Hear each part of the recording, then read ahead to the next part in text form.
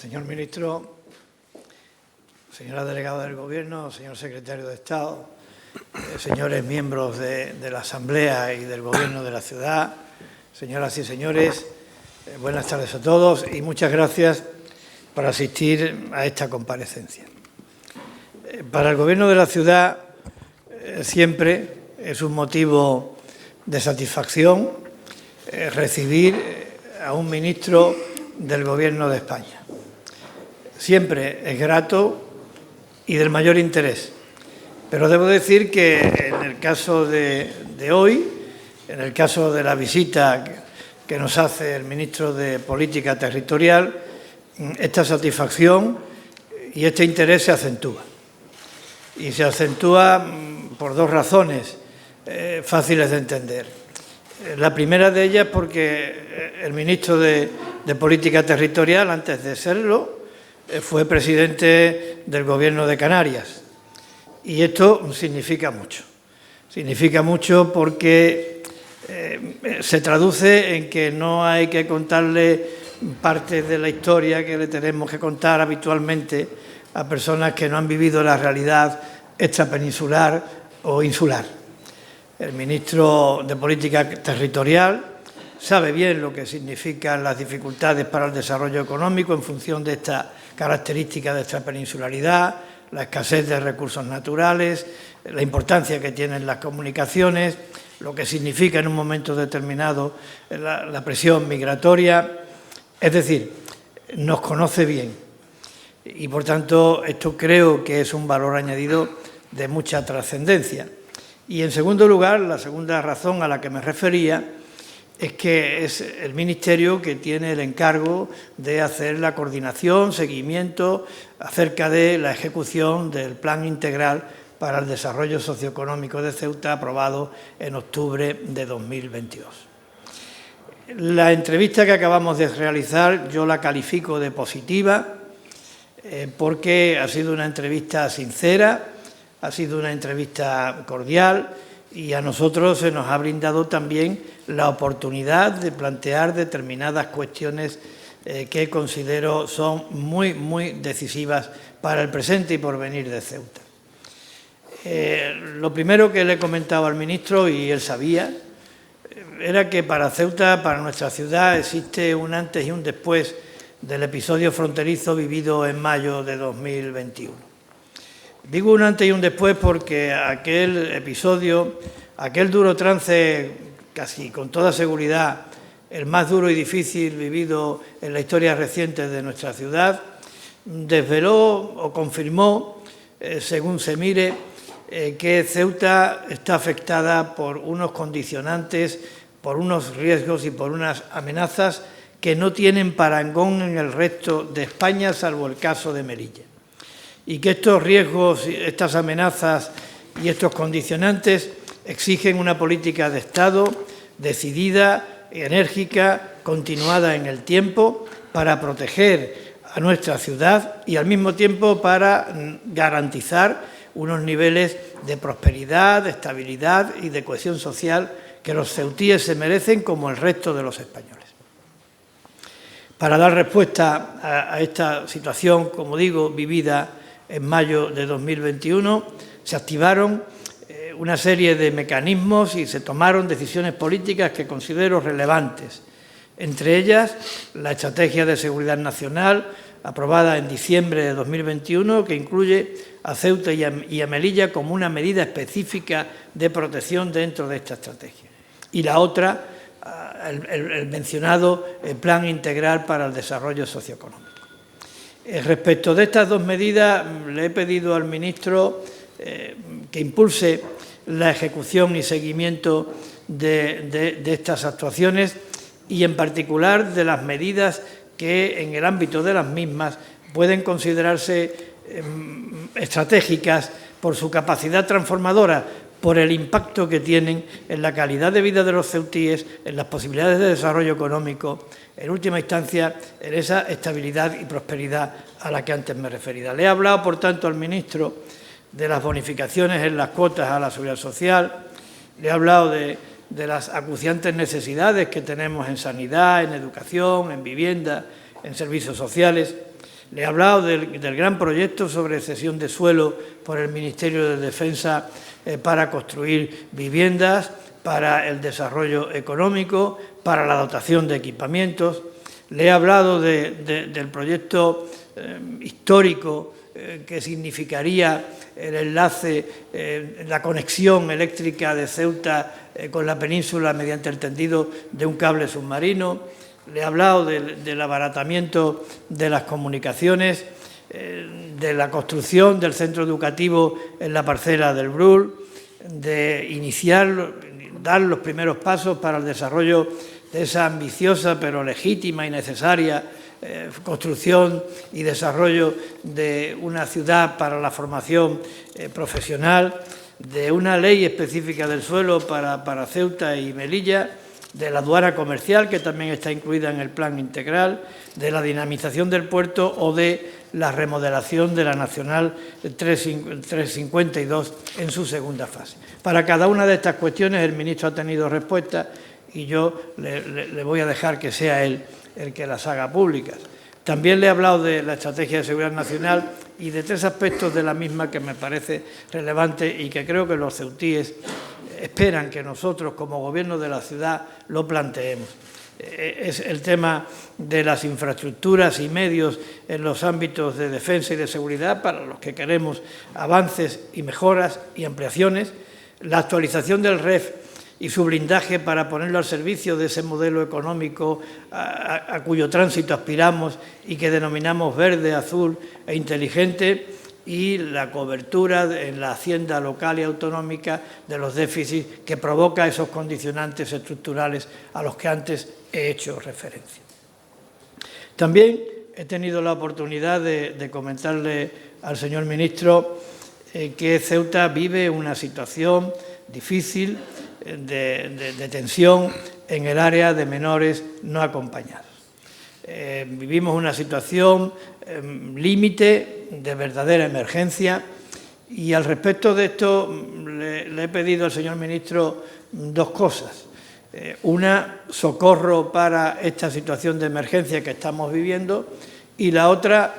la necesidad de modificar el artículo 35 de la Ley de Extranjería al objeto de que ese principio constitucional de la solidaridad se aplique de manera obligatoria y eficaz. Dicho de otra manera, para que se modifique el artículo 35 para que la derivación a la península de los menores sea obligatoria y no esté pendiente de la decisión discrecional que puedan tener las distintas comunidades autónomas. El ministro tiene el compromiso del Gobierno de la ciudad para apoyar cuantas iniciativas legislativas se lleven a cabo al servicio del objetivo que acabo de plantear. Y también he aprovechado la entrevista para reiterarle al ministro nuestro compromiso de lealtad institucional. Hablé antes de mayo de 2021, el trance más duro y difícil que ha vivido nuestra ciudad en su historia reciente, y allí el Gobierno de la Nación, en ese momento el Gobierno de la Nación, contó con la lealtad institucional del Gobierno de la ciudad. En ese momento y en relación con el resto de medidas que se aplicaron para replicar lo que aquella situación desvelaba. Y con la misma contundencia que lo hicimos entonces, también le digo ahora al ministro que podrá contar con esta institución en todo aquello que redunde en beneficio de proteger los cimientos de nuestra ciudad, es decir, nuestra integridad y soberanía, el reconocimiento, aprecio y respeto por la diversidad cultural de nuestra población y la igualdad de los ceutíes con el resto de los españoles. Querido ministro, es una satisfacción tenerte en Ceuta. Bienvenido a tu casa, y tengo el honor de cederte la palabra en esta tierra que lleva en el ADN la resistencia, en el corazón la convivencia y en el alma el amor a España. Muchas gracias. Muchas gracias, presidente Juan Jesús Vivas. Y en primer lugar agradecer, como ministro de Política Territorial, que he estado además acompañado de la delegada del Gobierno en Ceuta, al secretario de Estado, mi jefe de gabinete, el equipo del Ministerio, tu recepción por parte de tu Gobierno y también por los consejeros de la Asamblea y la amabilidad que siempre hemos mostrado hacia el actual ministro y anterior presidente de una comunidad autónoma, ¿no? Y quiero empezar por ahí, ¿no? Porque del mismo modo que recuerdo perfectamente que en mayo del 21 te pude llamar ante la situación que vivía Ceuta, previamente en septiembre del 20 fuiste tú quien llamó a Canarias para dar ánimo y colocarte al lado de una comunidad que había recibido en apenas 24 horas más de 2.000 personas cuando estábamos en pandemia, sin movimiento de las personas y sin recursos en esa tierra para poder abrir y dar respuesta mínimamente digna a quienes habían llegado, como digo, eran varios miles en apenas 24 horas. Por lo tanto, tenemos realidades que compartimos como territorios extrapeninsulares y creo que eso también va a ayudar a que podamos caminar en la solución de problemas, algunos de ellos que están, creo que más cerca que nunca de poder resolverse, aunque reconociendo que son problemas históricos, ¿no? Circunstancias históricas, fenómenos históricos. Hablo, por ejemplo, de la inmigración y empiezo por ahí. Como saben, aparte del Ministerio de Política Territorial y Memoria Democrática, tengo la encomienda de presidir la Comisión Interministerial que se reunió esta semana, el pasado martes, al acabar el Consejo de Ministros. La conforman los Ministerios de Interior, Exteriores, Inclusión, Infancia, Derechos Sociales, Política Territorial y además el pasado lunes también Hacienda, el pasado martes estuvo Hacienda en esa reunión para caminar con una modificación legislativa que dé una respuesta adecuada, justa en todo el territorio español de los menores no acompañados. Y por tanto ya tenemos una propuesta que he compartido con el presidente de la Ciudad Autónoma de Ceuta, en el que la propuesta es modificar el artículo 35 de la Ley de Extranjería, preservando también los derechos que tienen las comunidades, hacerlo de la mano y si no con la prevalencia de la ley, que el próximo lunes también haremos traslación de la misma al Gobierno Autónomo de Canarias, que fue quien nos trasladó también una propuesta de modificación legislativa, ¿no? En estos momentos la mayor presión la tienen claramente Ceuta, Melilla y Canarias, pero en otros momentos han sido otras comunidades y yo espero, y agradeciendo el apoyo del Gobierno de Ceuta, que sé que es real, sincero y además será público, porque ya lo es hoy, cuando esto se lleve finalmente a las Cortes, que también tengamos el apoyo de los partidos políticos, porque esto es una modificación legislativa que en cualquier caso tendrá que ser aprobado en el Congreso y en el Senado. Y por ello necesitamos un gran acuerdo de Estado de los partidos mayoritarios en ambas cámaras, fundamentalmente del Partido Socialista, del Partido Popular y del Partido Socialista, al que se sumen el resto de las formaciones políticas, y creo que la presencia de ambos aquí es también un mensaje claro que debemos resolverlo de la mano nuestras organizaciones políticas, ¿no? Y haremos todo el esfuerzo para que sí sea. Y yo espero que finalmente esto se pueda resolver, porque repito que es justo, también es algo que está dentro del ámbito internacional y que forma parte de los derechos que tiene el menor, que están por encima incluso del ser o no o ser inmigrante y que tienen derecho a no estar hacinados, a tener una buena educación, a ser tratados dignamente y a formarse como tiene que ser personas que tienen menos de 18 años, ¿no? Y por tanto, hoy también se lo he trasladado a Juan Jesús Vivas esa propuesta que espero caminar con ella en los próximos días y las próximas semanas. Y luego hemos repasado algunas cuestiones muy concretas, como ese Plan Integral de Desarrollo Socioeconómico para la ciudad de Ceuta, que fue resultado también a finales del año 22 de un acuerdo necesario, también justo, ante una ciudad autónoma como la presente, con una dotación presupuestaria que era inédito, que no existía hasta ahora y que el Ministerio de Política Territorial tiene la encomienda de la coordinación. Es verdad que participan distintos ministerios, pero ante distintas cuestiones que planteaba el presidente le he dado algunas respuestas y sobre todo tiene el compromiso del seguimiento del cumplimiento de este plan, que como saben tiene un plan de ejecución hasta el 26 y en algunos casos hasta el año 2030, pero del que voy a dar algunos datos importantes que creo que hemos compartido en la reunión y sobre todo para la opinión pública de Ceuta, ¿no? En sanidad se ha avanzado con dotaciones que no existían en Ceuta, como no existían en islas pequeñas como en Canarias, de tener resonancia magnética, cirugía robótica, también hemodinámica y también más personal, más profesionales en el ámbito sanitario, porque es muy importante que la sanidad, que es un derecho fundamental, un pilar del estado del bienestar, uno de los 4 básicos pilares, llegue a todos los sitios y en igualdad de condiciones para igualar a los ciudadanos. Y por tanto los territorios extrapeninsulares que están alejados precisan también de este esfuerzo justo para este ámbito fundamental. Lo mismo que en educación, aumento en becas, también becas de comedor y ciclos de la formación profesional. Y le he trasladado al presidente que con respecto a lo que tenemos en ese centro de Brull, lo que ocurrió fue que salió a concurso con unas cantidades y unos parámetros económicos. Tuvimos luego la circunstancia sobrevenida en el año 23 de la invasión de Ucrania, el encarecimiento de las materias primas, y lo que se ha procedido a hacer es reordenar, reorientar y reasignar las cantidades económicas, adecuándolo a la realidad, y a través de Transactec este proyecto y esta actuación en Brull se va a realizar con las cantidades adecuadas al momento presente. Igualmente, seguiremos caminando con la ciudad de la formación profesional, como un ámbito más ambicioso de una gran ciudad, con distintos ministerios que están también impelidos en la solución de esta ciudad de la formación profesional, porque el Gobierno de España apuesta claramente por la formación profesional. Le he comunicado también al presidente con respecto al transporte que la mejora de la Nacional 352, con 4 millones de euros, ya está en adjudicación, es decir, se ha producido ya la licitación del proyecto de construcción y, por tanto, con el acta de replanteo las obras ya comenzarán. Es decir, que el proceso de adjudicación ha culminado y eso es una magnífica noticia para Ceuta.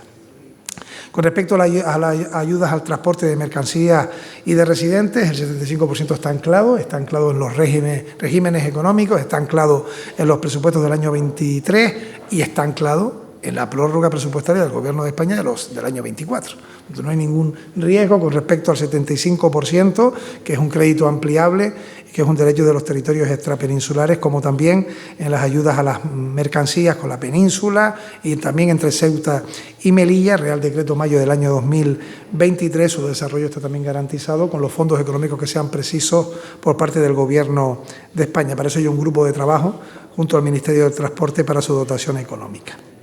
Hemos hablado también del suelo por defensa que debe ser entregado para dotacionales y vivienda. Tenemos un plazo hasta el año 2030, pero esto también se va a materializar con los pasos que debemos dar, porque es fundamental que tengamos suelo para dotación y también para el derecho constitucional a la vivienda, en la que hay un compromiso cerrado del Gobierno de Pedro Sánchez al respecto. Y sobre el cable submarino también le he dado al presidente algunos datos importantes. Primero, que la apuesta por la energía tiene que ser fundamental, porque los territorios extrapeninsulares son los más afectados de riesgo de ceros energéticos y de apagones, como ustedes bien conocen. Y, por tanto, esta es una apuesta puntera en el ámbito internacional, porque es apostar por las energías limpias, por las energías renovables, por las energías eólicas, y todos los pasos políticos ya están dados. Incluso hemos adecuado la ficha financiera, que supera ahora los 300 millones de euros. Está a falta exclusivamente de los últimos informes técnicos, en este caso del Ministerio de Transición, que, al igual que ha ocurrido en otros lugares, con conexiones submarinas entre islas, esperemos poder tenerlo cuanto antes. Quizás me arriesgaría diciendo a ver si lo podemos tener antes del verano, pero lo que sí puedo anunciar es que cuanto antes queremos tener esos informes para ya culminar lo que ya está decidido, que es que el cable submarino será una realidad. Y ya para ir acabando, sobre las bonificaciones a la Seguridad Social y también todo lo que tiene que ver con el ámbito del Ministerio de Empleo, hay un plan de 18 millones de euros extraordinario de empleo que se va a mantener incluso con el presupuesto prorrogado, y un esfuerzo del Ministerio al respecto, y lo mismo con respecto a las bonificaciones de la Seguridad Social, que me han trasladado que eso lo vamos a resolver, se va a resolver. Es verdad que hay cuestiones que ya se iban a resolver en el presupuesto del 24, y no es buena noticia no tener presupuesto, pero bueno, no es cuestión ahora de entrar en todo lo que ha sido los pasos entre enero y el mes de abril del año 24 para no tenerlo. Lo importante son la solución a las dificultades, y hay cuestiones que son de carácter fiscal. Voy a poner dos ejemplos: el 60%, por ejemplo, del IRPF para los vecinos de La Palma. Hemos hablado hoy de La Palma, también le he agradecido al presidente su presencia en su momento en la isla de La Palma en la conferencia de presidentes. Eso estaba previsto en los presupuestos del 24. El Ministerio de Hacienda ya ha trasladado que buscará el instrumento para resolverlo. Lo mismo con respecto a las bonificaciones de la Seguridad Social Ceuta y Melilla. Estaba previsto resolverlo en el 24. Anuncio que el Ministerio buscará la fórmula administrativa, legislativa precisa para resolverlo, y así también lo comunico. Y al respecto ya termino diciendo que desde el Ministerio de Política Territorial y Memoria Democrática todo el apoyo para el seguimiento de todo lo que son las actuaciones con respecto a Ceuta, y que, como ha sido siempre, Juan Jesús Vivas tiene mi teléfono abierto, como sé que tengo yo también el suyo, para cualquier cuestión que sea del interés general y del bienestar de los ceutíes.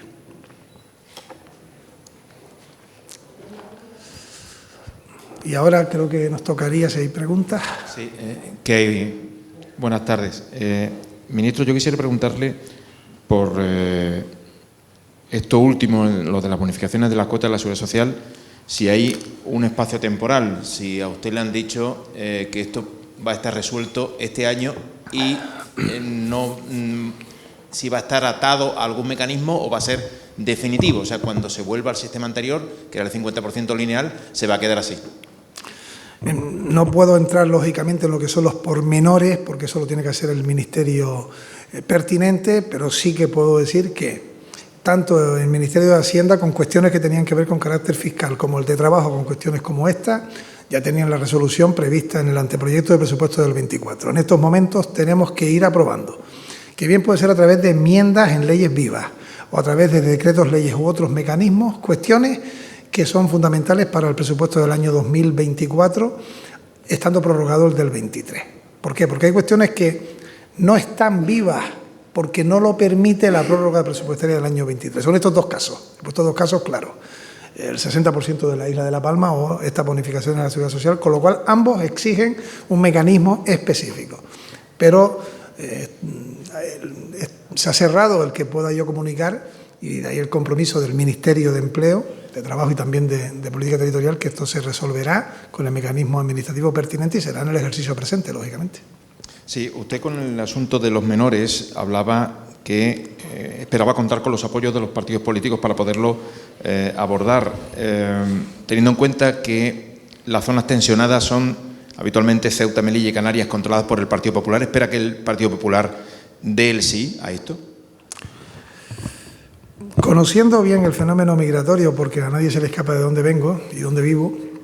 de dónde soy, que es un territorio frontera de siempre. Hoy comentaba con un representante de las Fuerzas y Cuerpos de Seguridad que había estado en Canarias cuando llegaron los dos primeros inmigrantes a Canarias en una patera, que eran dos saharauis, y me decía incluso que en aquel momento se les recibía con cánticos y con, decimos allá, voladores, fuegos artificiales. Cómo ha cambiado la cosa, ¿no?